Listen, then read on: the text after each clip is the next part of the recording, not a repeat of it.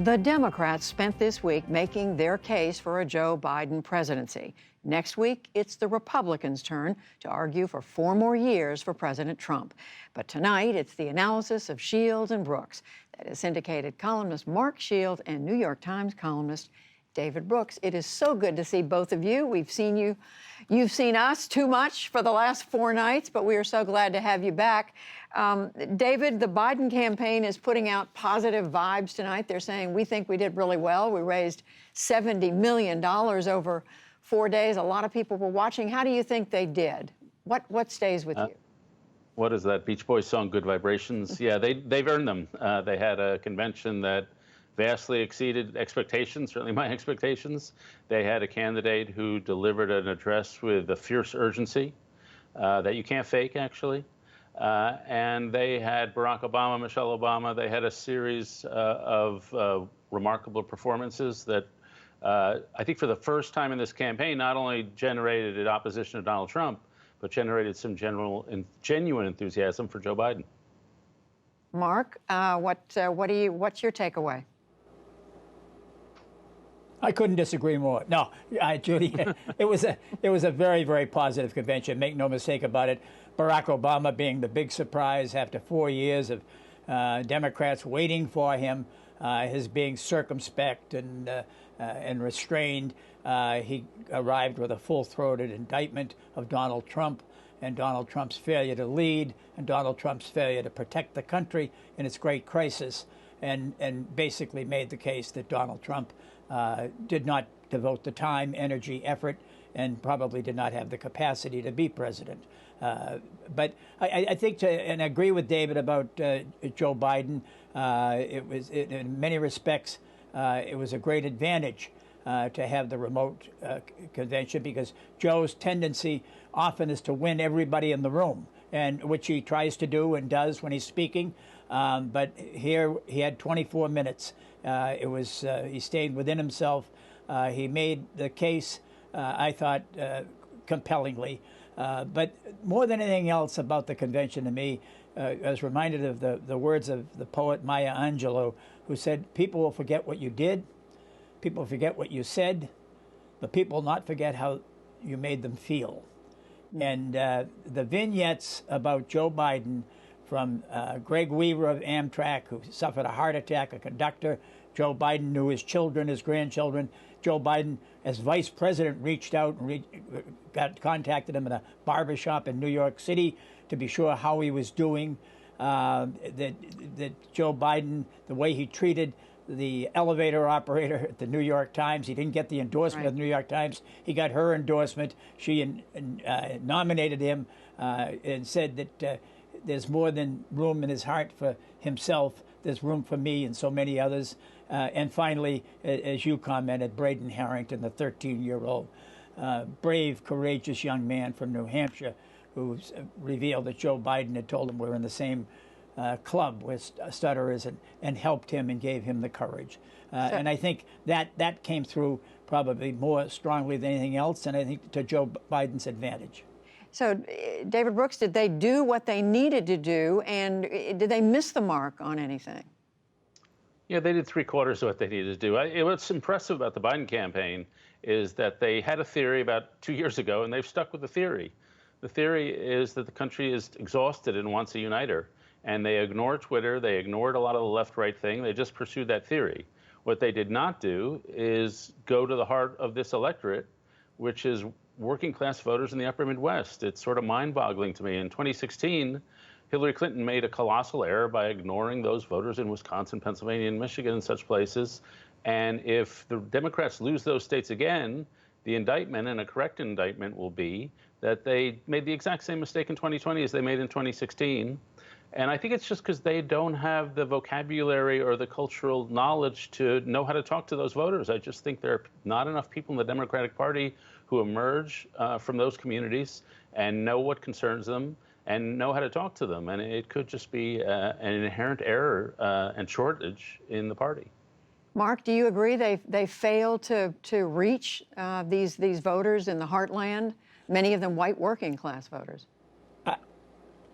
Well, I think Joe Biden has an enormous advantage over Hillary Clinton in that respect, just in his natural rapport and his record in dealing with working people, working issues. But the Democrats have to be wary of becoming a party that where people shower before work instead of after work, who don't work by the hour, who don't pack a lunch. And I think that that remains a problem. But Donald Trump's doing everything he can, as he did with Goodyear, in trying to boycott Goodyear tires in Akron, Ohio, and a great American company, to win back for Joe Biden and the Democrats, this group. I thought the biggest mistake of the night, Judy, of the entire 4 week was your coming to us when John Legend and Common were singing and asking us. I mean, I've heard nothing but unmitigated criticism of what the hell we were saying when people wanted to hear them, and what was David Brooks's best-selling album, they wanted to know. Well, we've heard some of that as well, and we apologize to anybody who thought we made bad decisions. But we try our best to get it right.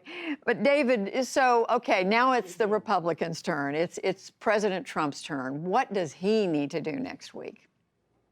Well, first, scare people, show that this is a country in disorder. Crime is rising, violence in Portland. Talk about China, which the Democrats did not do enough. Talk about threat and say, hey, I might not be as nice as Joe Biden, but you need me.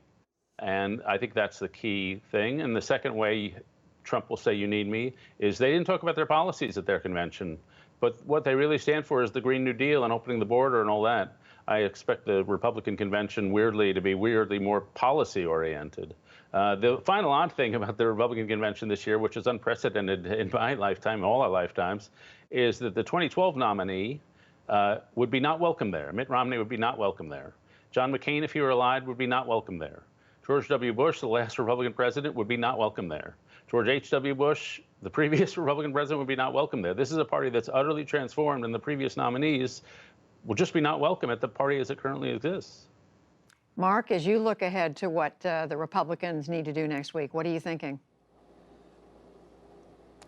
I think it's fair to say, Judy, not only would they not be welcome, but not one of the four would want to be there at that convention, which also speaks volumes about the change in the Republican Party. I think that they've got a tough uphill fight. I mean, Donald Trump has spent 4 years concentrating on his base. And Judy, this is going to be a different election from 2016. 46%, regardless of how acutely it's distributed electorally, is not going to be enough to win the White House back. And he's got to expand, and I don't know where he goes to expand. All he does is drill down on his own side. And I really feel anybody has any extra empathy, they ought to extend some to the people who are trying to put together this Republican convention, because I think his whims are changing it from hour to hour, and the direction it's going to take and the message it's going to deliver. And I really think it's an uphill struggle from here politically to make a theme, to develop a theme. What are you going to run on Sleepy Joe? After Joe Biden just gave a 24-minute speech that was the equal of any given. The Fox News before the convention asked, do you think Joe Biden has the mental acuity to be president, in the poll? And 47% said yes and 39% no. They also made the mistake of asking it about Donald Trump. And 51% said no. They didn't think he had the mental acuity. So there's two themes that have kind of gone by the board, sleepy and mental acuity. Well, one of the things the president has been talking about, and we heard about it earlier in the program and just now from viewers, David, is what's going on with the Postal Service. The Postmaster General went before the Congress, a bunch of senators today, got grilled over that. He assured them that everything's going to be fine, but a lot of Democrats are saying this is something we need to watch. How serious an issue is this? How much do you think it's going to play a role in this election? Well, Donald Trump's comments are a serious issue because they will serve to proactively delegitimize the election if it comes out in the way his followers don't like. And so they will have an excuse and they'll say, see, Donald Trump said this all along. It was those mail-in ballots, a system that we know is honest. As for what's actually happening in the post office, I think vastly too much is being made out of this. The Postal Service is a service in financial trouble. The amount of mail is down sharply. The nature of the mail has shifted from letters to packages. So shifting over from some of the sorting machines for letters to other things and making room for packages, processing machinery seems to be just the normal thing you do. There's no evidence that I've seen that any of this is done with bad motives other than try to save the Postal Service. You know, we get 160 million voters maybe or so, probably less. The Postal Service delivers 430 pieces of mail every day. There should be some expectation, as there has been all these centuries, that they can do this job and that they're going to do this job. And it's worth watching. But so far, I don't see any evidence that the Postal Service has become some sort of corrupt and untrustworthy institution. Mark Shields, only about 30 seconds on the Postal Service. I don't think, Judy, I don't think that anybody's suggesting the Postal Service is. We're talking about the leadership. And then, you know, the old line, you don't talk to the monkey when you can talk to the monkey grinder. Donald Trump has made quite clear what his intentions are. He does not want millions of Americans voting by mail in the middle of a pandemic in which the United States has paid a greater price in personal lives and suffering than any industrialized nation and many non-industrialized nations in the world. And this is obviously a priority of his that far exceeds the pandemic itself. He keeps talking about it, and it says on the record that if people vote by mail, the Republicans, if everybody votes by mail, the Republicans will never win another election. I think we need all the light, all the sunshine, all the antiseptic and dyspeptic we can keep on this story. And I look forward to the hearings on Monday. We will keep covering it, and we thank you both after a really extraordinary week. David Brooks, Mark Shields, thank you.